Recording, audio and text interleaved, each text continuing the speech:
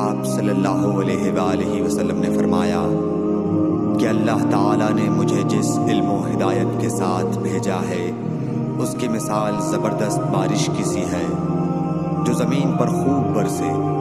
بعض زمین جو صاف ہوتی ہے وہ پانی کو پی لیتی ہے اور بہت بہت سبزہ اور گھاس اگاتی ہے، اور بعض زمین جو سخت ہوتی ہے وہ پانی کو روک لیتی ہے۔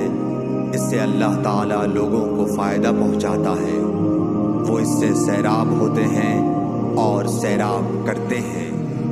اور کچھ اور زمین کے بعض خطوں پر پانی پڑتا ہے جو بالکل چٹیل میدان ہوتے ہیں، نہ پانی روکتے ہیں اور نہ ہی سبزہ اگاتے ہیں۔ تو یہ اس شخص کی مثال ہے جو دین میں سمجھ پیدا کرے اور نفع دے، جس کو وہ چیز جس کے ساتھ میں مبعوث کیا گیا ہوں اس نے علم دین سیکھا اور سکھایا۔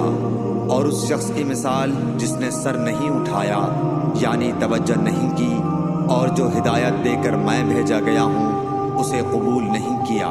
صحیح بخاری حدیث نمبر 79۔